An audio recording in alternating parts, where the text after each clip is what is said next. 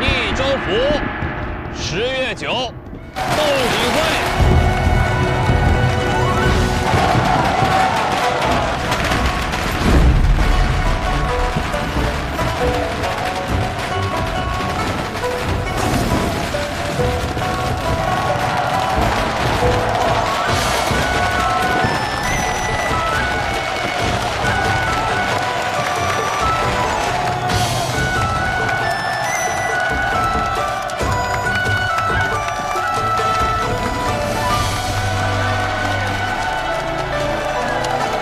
蜀锦兴于春秋，而盛于汉唐，因产于蜀地而得名。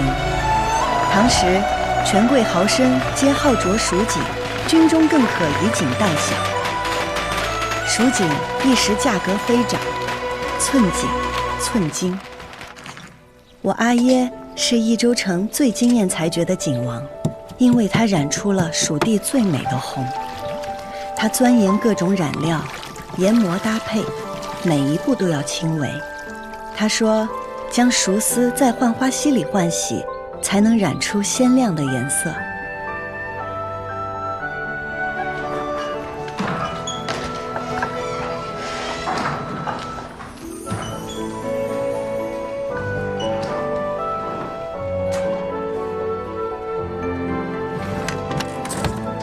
那是我见过最美的红丝，张扬热烈。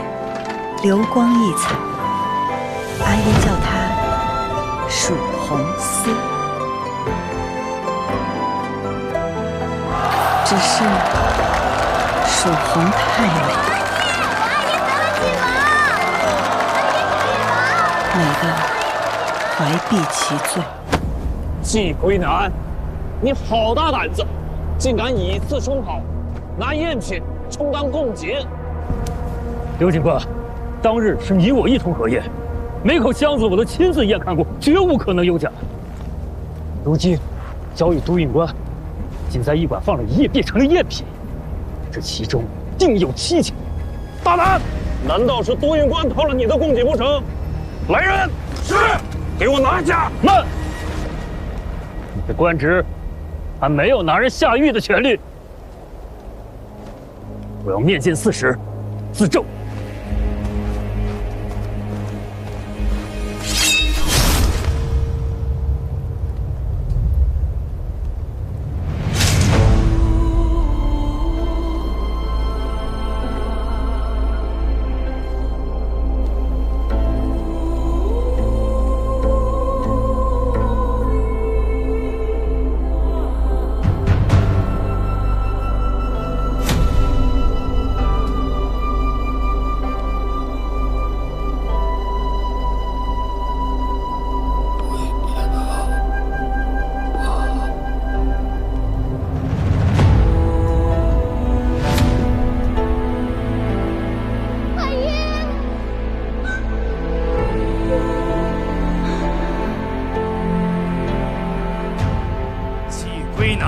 以次充好，欺君犯上，负隅顽抗，就地正法。是。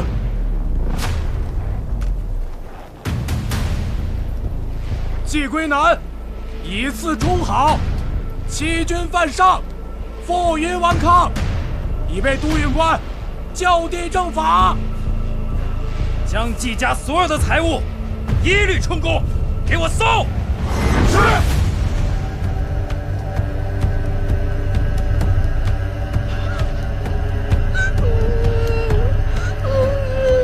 兔子是不可能一口咬死老虎的，但只要它不被发现，它就可以一直咬下去。总有一天，它会咬死老虎的。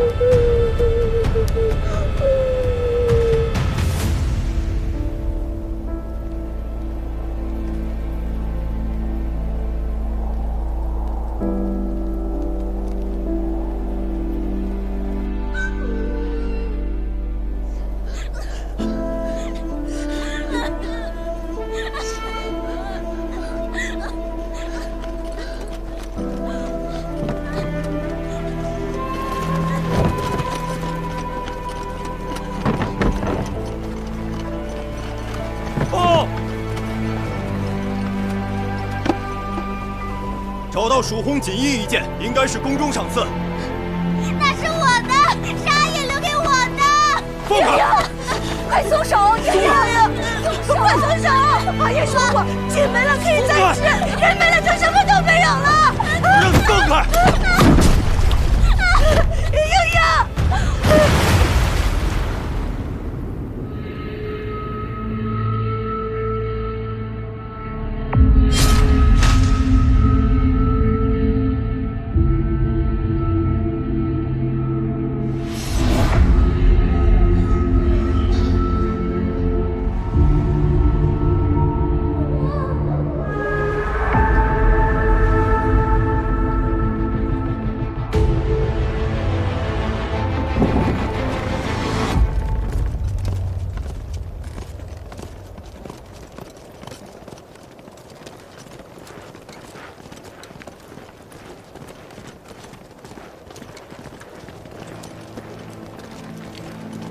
你不能去！哎，你休来！你不能去！阿姨，求你救救季家！哎呀，孩子家的你懂什么呀？求你了！俺也回家，俺也回家。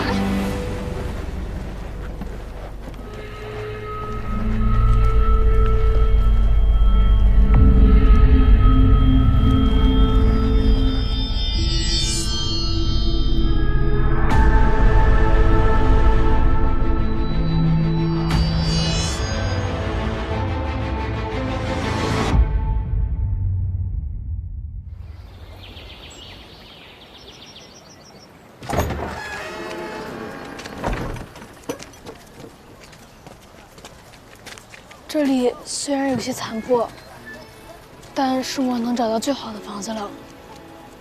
赵二郎君有心了，这钱，季家会尽快还给你的。钱什么时候还都来得及的。您和英英与阿兄喜逢大赦，一切都从新开始，日后定是一日好过一日。借赵二郎君吉言。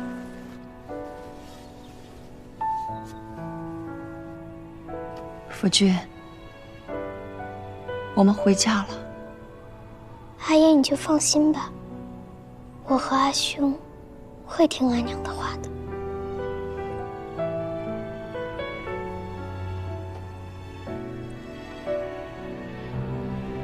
季夫人，既然回来了，还请出来一见。季夫人，那咱们的债是不是可以清一清了？诸位，这个钱，季家一定会还的。只是如今家产被抄，现在身无分文，还请诸位掌柜再宽限些时日。我倒是替夫人想了一个好法子。我已然与诸位掌柜说和好了，只要夫人肯将蜀红丝的配方交给刘某，咱们的债一笔勾销，其他掌柜的账我替夫人还了。我阿爷获罪，家里也被抄了个精光，不曾留下蜀红丝配方。我阿爷在世时待诸位伯伯不薄，诸位伯伯这样咄咄逼人，传出去不怕坏了名声吗？名声能顶饭吃吗？要么还钱，要么交出蜀红丝配方。赵修远愿以身作保，不知诸位可否宽限些时日？咱们是跟姓季的讨债，你一个外人插什么嘴？二郎君，既然是还不起，那不如卖身抵债吧。带走！你们要干什么？干什么？你们干什么？你们干什么？放手！放开我！放开我！放开我！住手！阿娘，阿娘，你们住手！既然你们不肯给季家活路，那今天咱们就都别活了，让父老乡亲们看看你们是怎么欺负孤儿寡母的，看日后谁还敢跟你们做生意。就是啊。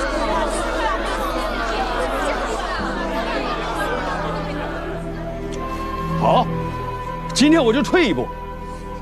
这笔钱，就算是咱们借给你们的，利息就算5分。从今年开始，每年都得还利。若是晚了一天，哼，别怪我们告上官府，让你们季家以身抵债。走。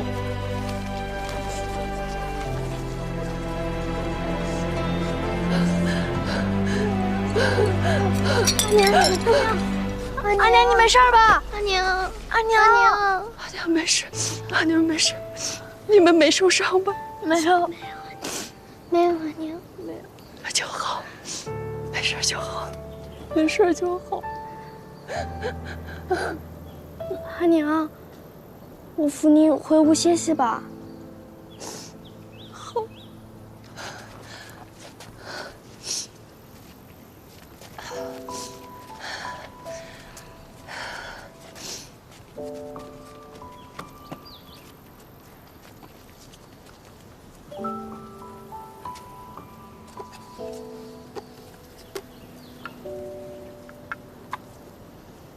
料峭寒雪尽，娥皇始迎春。莺莺，愿你尽遣霉运，从新开始。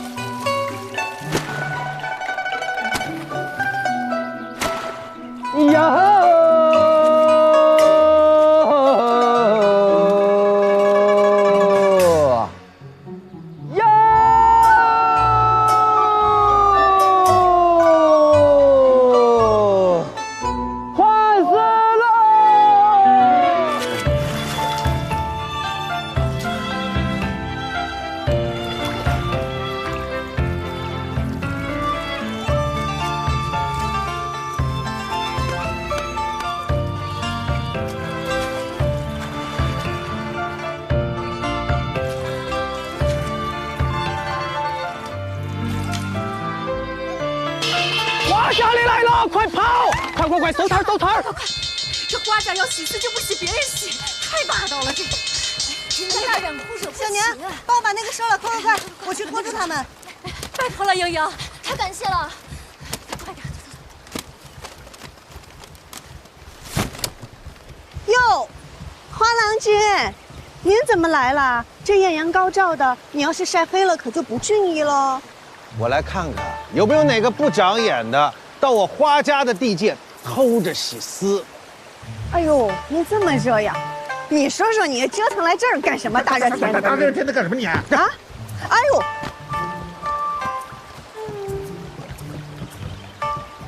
今日我季家交货，花郎君怎么不去看看呀？看什么看啊？这生意上的事儿，都由我英明非凡的夫人都会处理妥当的。也是哈，你们家都是夫人说了算。哎。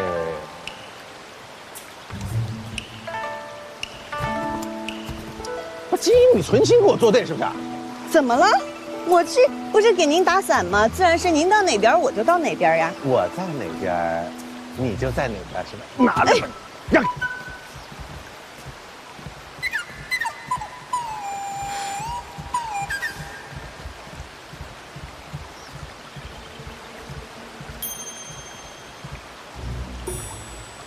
算你们这帮小兔崽子跑得快！要是以后谁还白天到这儿来偷着洗丝，我打断他的狗腿！就是。哎，金英啊，你怎么在这儿？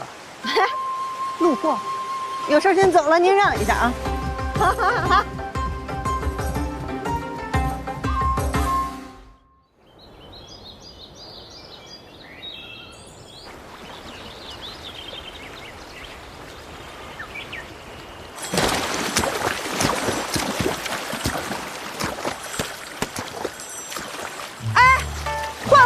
年金印马。良驹配美人，春色正好，可有小娘子愿与爷同乘呢？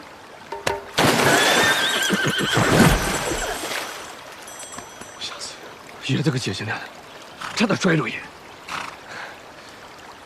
这位小娘子很是俊俏，爷带你进城游玩一番啊。我爹，流氓，快爷！哎，快！他们调戏小娘子。 敢来三道堰欺负小娘子，我看你是打老虎脱裤子，又不要脸又不要命啊！就是，你说谁的脸是定的？你知不知道爷是谁呀？怎么跟爷说话的？爷告诉你，打你就打你，我打你之前还查一下你家家谱啊！打他！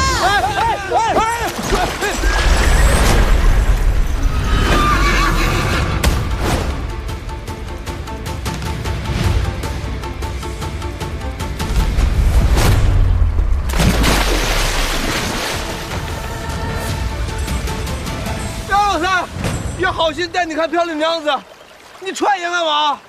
你若再敢动我的马，我就把你种在这水里。爷不就亲一下马吗？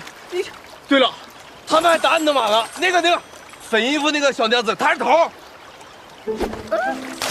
打不着。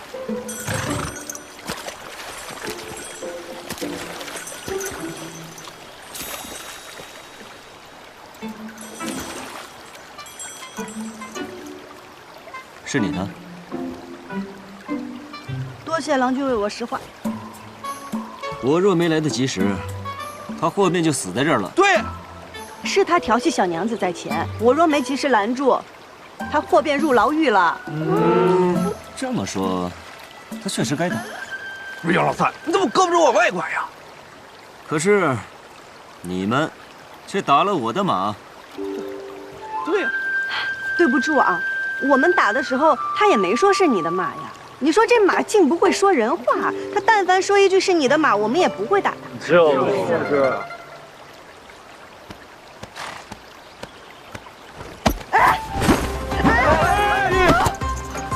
你干什么？小娘子伶牙俐齿，倒好好教教我这马儿怎么说人话。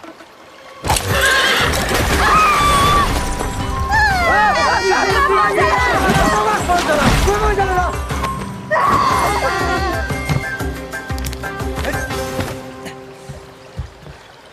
我不会教马说人话，但是我会教人说人话。这人会悬崖勒马，马可不会控制自己。下次打人的时候离马远一点，我不是每次都能来得这么及时。嗯。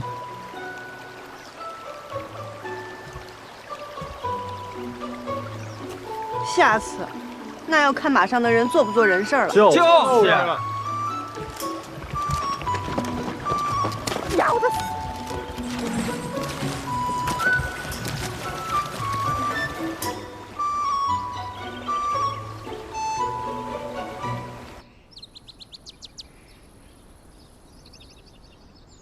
生我所欲也，义我所欲也，二者不可得兼，舍生而取义者也。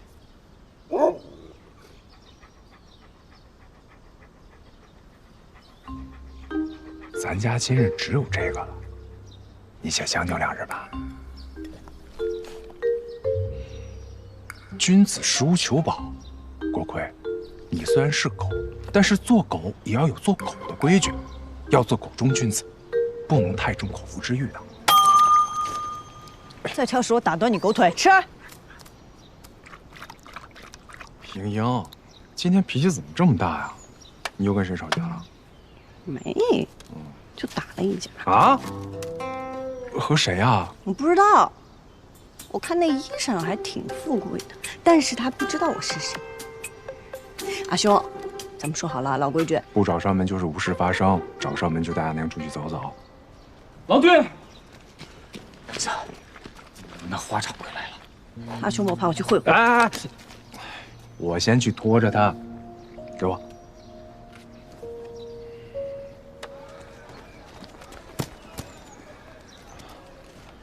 花掌柜，你上次订的丝都在这儿了，点个数吧。颜色也不鲜亮，光泽也暗淡，摸起来也有些毛躁。华掌柜，你再仔细瞧瞧，这可是剑南道最好的桑蚕丝，纤度均匀，光泽柔和，颜色要比市面上鲜亮许多啊！季大郎君，我与你说实话吧，如今营商不景气，益州城几个织锦大户又一直在压价，再这么下去，怕是我都没有钱收你们的丝了。人无信不立，我们既然立了契，就该按规矩办事。这是你季郎君的规矩，我的规矩，若要卖，就按5折算，不卖就算了。这单我按原价赔给你们，但日后你们季家就别来我这儿分订单了。华掌柜，家中情况你也知道，每年还要还你利息，我阿娘又病着，这吃药也是一笔不小的开销啊。要不这样吧，如你家急需用钱，我借你20贯。我们本就欠着你的债，若是再借，这何年何月才能还得上啊？阿兄，花掌柜与你开玩笑呢，他不会再借钱给我们了。花掌柜，为何不会？阿兄细想，咱家本就欠着花家50贯，若再借20贯，即便只算3分利，这利滚利的比咱家1年的利润都多。这要是还不上，我们全家都得卖身花家为奴。但是，花掌柜宅心仁厚，人美心善，他定不会让咱们卖身的，自然就不会借钱给咱啦，对不对，花掌柜？那好，既然季家不缺钱，这单就按4折算吧。花掌柜，好啊，那就请花掌柜重新拟定订单，里面请。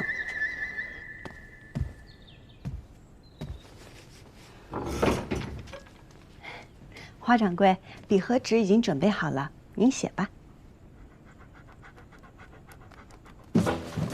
齐英，我就知道你没安好心。来人呐，外面来！我们家这狗就听不得人大声说话，您声儿越大，它下嘴越快。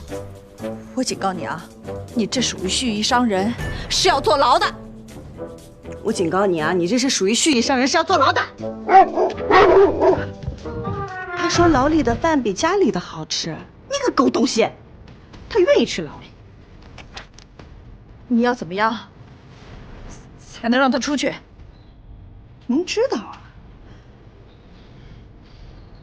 ，5折。唐渊明说得好，不为5折这样，那是5斗米。你读过书吗？6折，最多只能6折。他说6折还不够他买肉吃，他还是想去牢里。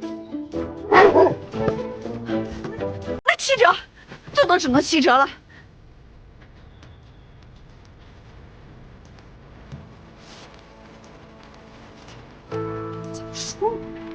成交，劳您画押。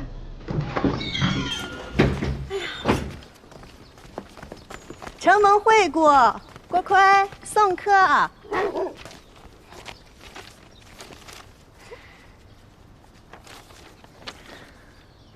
艳阳，我知道花掌柜是为了让咱们家利滚利，一辈子给他当奴隶使。可你今日如此对他，若是来日他不收咱们家的丝了，可如何是好啊？咱家丝染得好，便是7折他也不亏。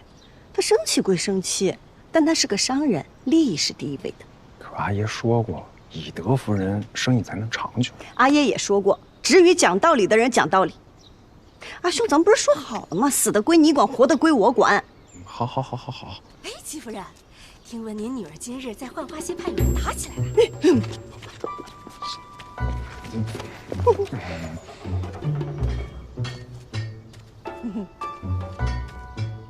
婷儿，去把我的竹棍拿过来。阿娘，快去！自求多福。为什么都要求我？季妍妍，给我站住！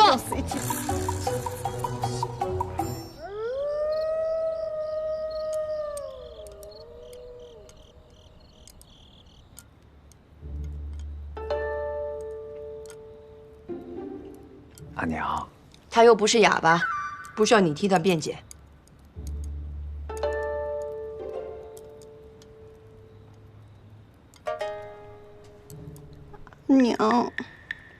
的错了，要不你打我一顿？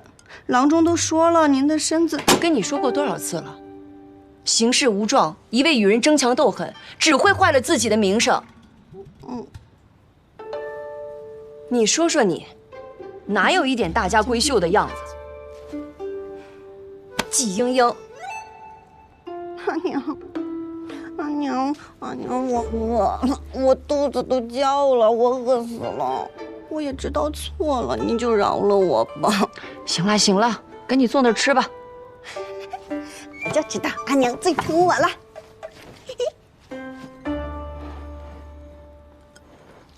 哇！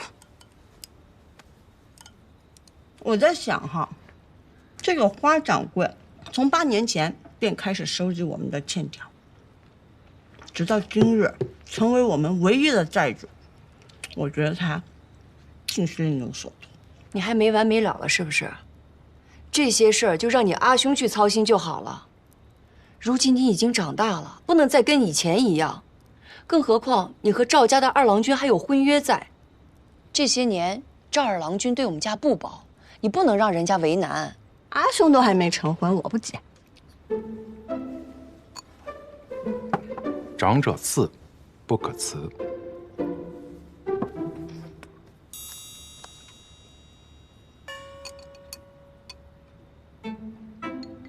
婷儿，不还清债务，重振我季家门楣，我绝不成家。有志气。哎，有折襟，不可辞。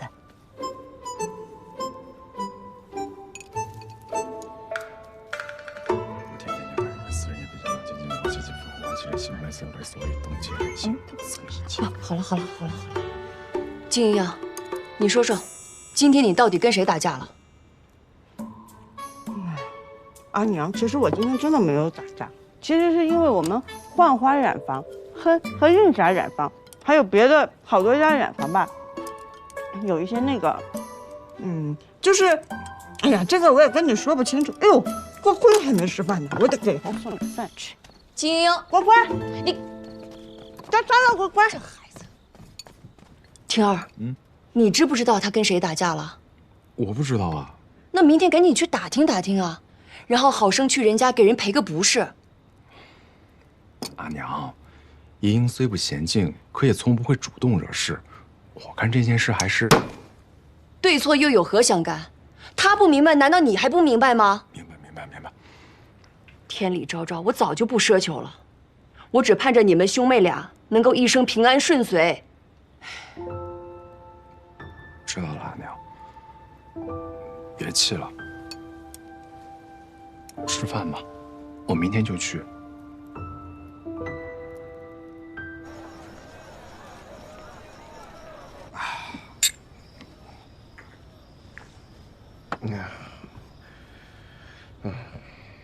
但是杨老三，有一件事儿，爷对不起你。你说你好不容易给爷交代个任务，让爷照看你的师傅，还让爷照看没了。这益州城就废警官了，连着死了3个了。你说他当什么不好，非要当着警官？我都他可有什么话让你带给我呢？哎，有一句话，他说让我再见着你的时候，好好告诉你。这便是你在益州最好的朋友啊，他好在哪儿啊？好在向来信我。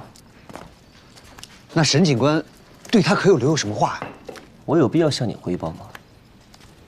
是属下僭越了。不知杨警官明日有何安排？是回杨家还是去见一个朋友？你在益州还有朋友？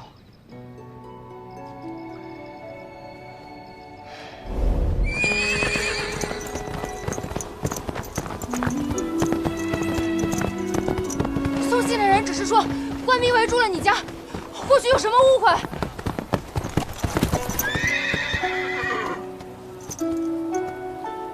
怎么又是你？是你，我家里出了急事儿，求你了，送我一程。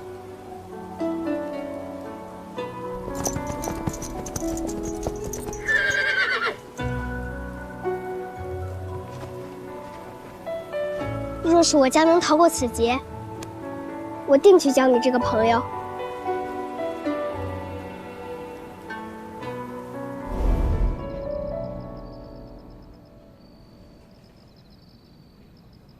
来日好友。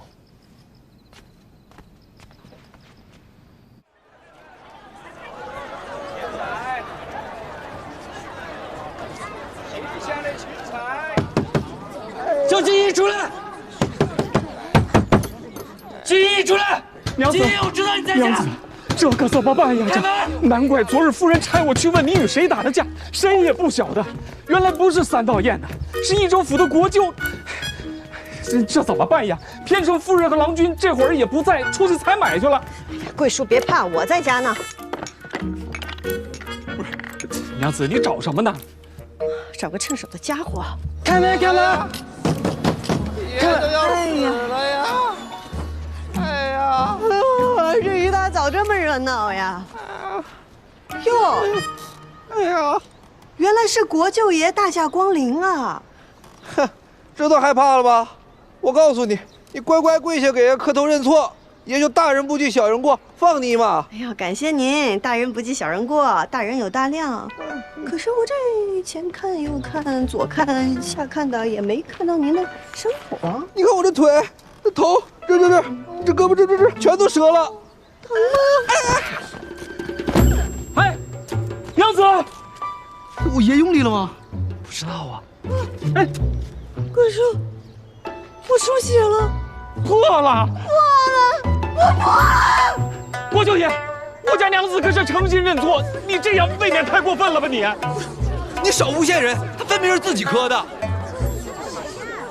我一个未出嫁的小娘子，我如此爱惜自己的容颜，我怎么可能自己毁自己？你少血口喷人！我告诉你，国舅爷没事啊，你怎么比爷还无赖啊？啊！你信不信爷给你抓去了？我头上这个伤明明白白，大家伙都看见了，是不是？是都看着了。国舅爷身上的伤经得起仵作宴看吗？您要是想去州府衙门，那咱们就去州府衙门。我听说桑长史向来善恶分明，等他回来了，定会给出一个公道。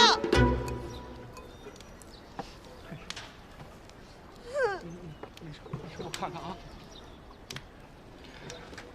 果然是他。这就是你说的朋友，蜀红锦王之女季莺莺。你是真认识，还是为了暗财？不管你是为了什么，这种情况下，你不打算帮个忙吗？用不着帮他。你看，那伤是假的，不过反应也都挺真的。你别忘了，你身上还有寻找蜀红寺的黄命。就是这个味道，我之前做过，怎么着都没做出来。你尝尝。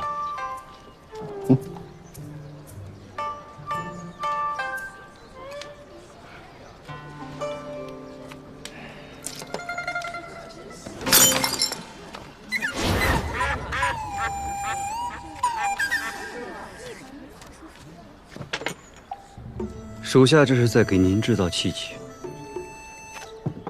哎，杨老三，来的正好，来，你给爷评评理啊！刚才是不是他故意磕在那儿的啊？方才发生的事儿呢，我这双眼睛看的是一清二楚。要我看，桑长史过2日就要从外地回来了。我要是你，就不会惹是生非，免得挨揍。怎么能说我挨揍？你看呀，你们2个，你阿爷看到了会相信谁？我都这样了，你能瞒得住别人，瞒不住你阿姨和我。行，你给爷等着，这事儿没完。走，恭送国舅爷。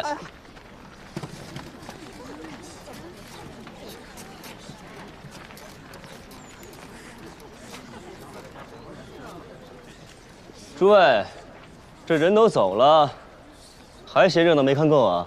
要不我把国舅爷叫到你们家门口去看热闹啊？啊！走，回家，桂叔。大叔，方才我不小心摔碎了一只碗，身上钱财未带够，还请大叔替我还个碗钱。啊？大叔若不方便，那我就只好请国舅爷回来替我还这碗钱了。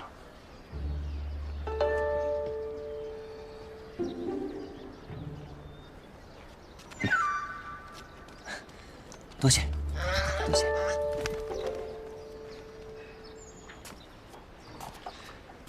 金娘子，冤有头债有主，若不是花家郎君告知14郎，浣花溪边有美景，指得他非要在那边给我接风洗尘，也不会有这番误会。花家，一点都不意外。那既是如此，就有劳这位郎君多劝说劝说国舅爷，不要记恨我们三道堰的儿郎。可有什么好处？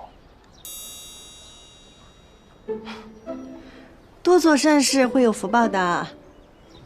这干涸的速度，这颜色，你这头上怕不会是染料吧？欺瞒国舅，胆子可够大的。郎君想要什么好处？我帮了娘子，娘子总该让我进去讨杯水喝吧？成，请。稍等。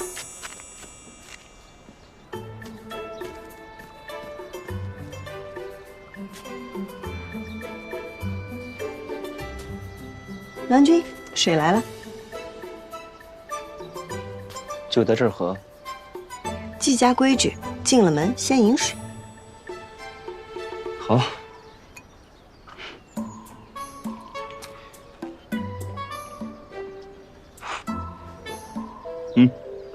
好了，两清了，请。我还没进去呢。你说要进门，我也让你进了；你说要喝水，我也给你倒了。多谢郎君相助，恕不远送。哎，不是，我帮了你。谢谢。多谢郎君。娘子，娘子，娘子，你把我放外面了！哎，娘子。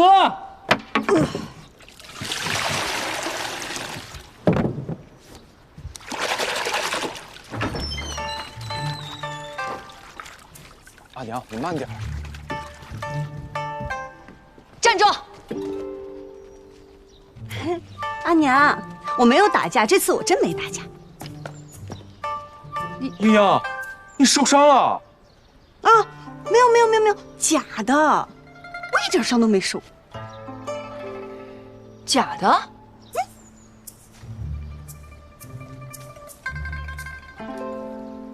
嘿嘿，你看是不是？怎么，假的我就不骂你了？可是我只有这样才能骗过他们呀，他们都以为这是真的。阿娘，今日桑14登门都是花掌柜挑唆，即便是桑14肯罢休，花掌柜他们也不会。阿兄，咱们一定要想个法子对付他。季莺莺，你就不能忍一忍吗？就非要由着自己的性子跟别人对着干是吧？那花掌柜自是欺行霸市，为人不耻，可他为什么全人只盯着咱们季家祸害？阿娘觉得是因为我不肯低头，他们才不放过我们家。阿娘觉得是我错了。我跟你说过多少次了，我只希望咱们季家能够安安稳稳的过日子，哪怕是受点委屈吃点亏，只要不惹祸事，那就是福气。难道阿娘这么说也有错吗？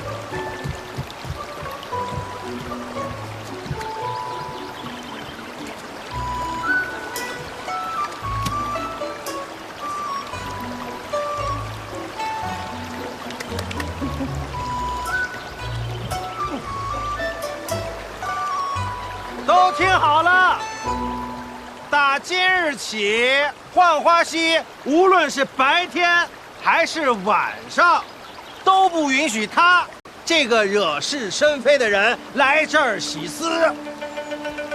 花郎君，众所周知，蜀锦染丝唯有在浣花溪中漂洗过，才能色艳有光，才能称得上真正的蜀锦。浣花溪就是染户的命。我不知道是哪里得罪了您，您要这样毁了我的生路。哎，你没得罪我，你得罪的是国舅爷。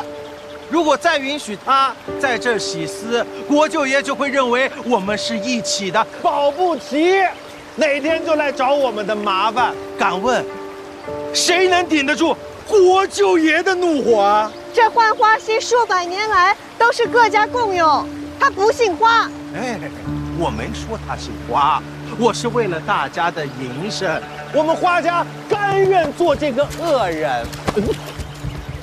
陈大郎，你干什么你啊？他家的丝我买了，我换我自己的丝，你管得着吗？我也买一点。哎，剩下来归我了。我站住，站住！你们当我是傻子是不是啊？我都说了，不许季家人在这儿洗丝，就是不许洗丝。你们要是敢帮的，你们都给我滚蛋！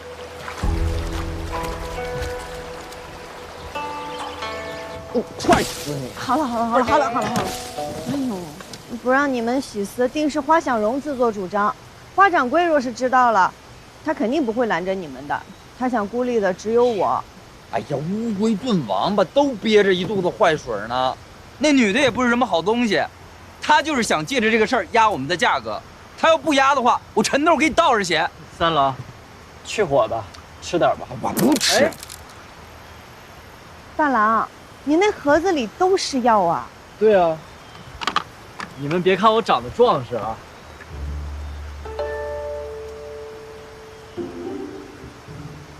我的意思是，其实我从小身体就不好。我阿娘说了，药一定要常备，以备不时之需。这瓶是舒心活血的，这一瓶是护肝养胃的，这一瓶是安神养胎的。养胎啊？哎，你阿娘对你要求好高哦。不是，药不分男女，都是有用的。你们都吃点。我要养胎的爪子。三郎吃点药吧。哎呀，我吃什么吃啊？我想吃他的脑壳，我想啃他一个金光灿烂，啃他一个四脚朝天，啃他一个七荤八素。此事是因我而起，是我连累了大家。哎呀，你这说的又是什么话呀？那每一次都是你拖着花想荣，咱也不是没有良心的人啊。哦，便是再有一次，咱也不能看着你们受欺负。就是。各位儿郎如此有血性，可敢一搏？怎么搏？你们知道花家为什么敢这么欺负我们吗？哎，因为我们是小染坊噻，势单力薄。花家又是城里边最大的染户，他吃肉我们就只能跟他喝点汤。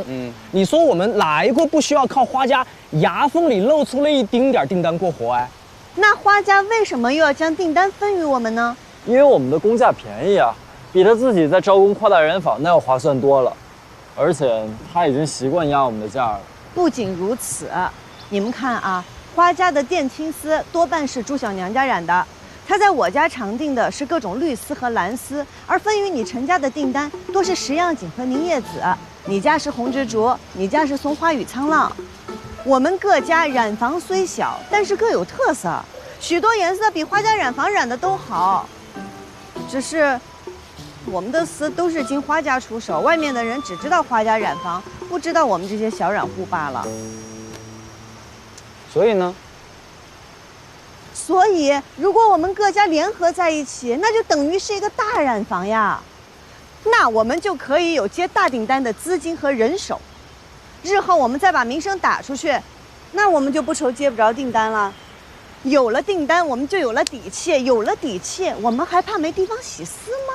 不是你这话说的容易啊，打出名气也不是一件简单的事儿啊。就是，那些大染户哪家背后没有人呐？就是，你就说咱们无权无势，怎么跟人家斗？就是，而且我们站起来了也会被打趴下的。就是啊！哎呀，事在人为嘛，你不试一试怎么知道不成啊？哎，风筝，哪个傻子现在还有心情放风筝啊？哼！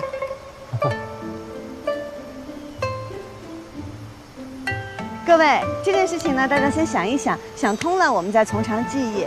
陈三哥，我的事麻烦您帮我看一下，我去看看哪个傻子在放风筝。哎，傻子有什么好看的呀？他怎么就爱跟傻子玩哦？就是，你才傻子呢！哎，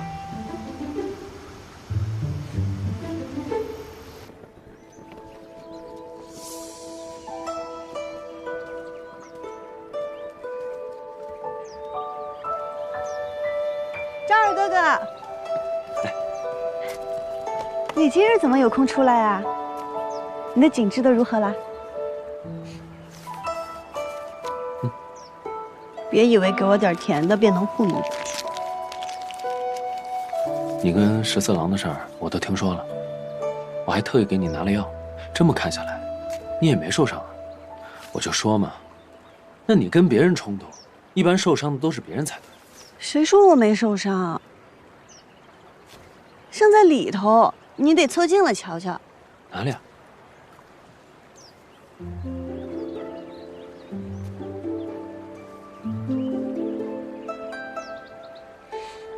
我就知道你骗我，那染料的味道我都闻见了。不是说怕红色吗？怎么还往脸上抹呀？我只是怕流动的红，像血水一样涌动的红，不是什么红都怕的。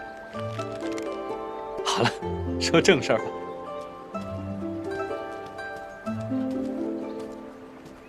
我呀，打听了一下桑14郎，他的姐姐是宫中正得宠的妃子，他的阿耶暂代警官一职，其他儿女都事业有成，唯有他不学无术，游手好闲。那他平日里都好做些什么？他干什么都学艺不精，但我有一样，很是强项。什么？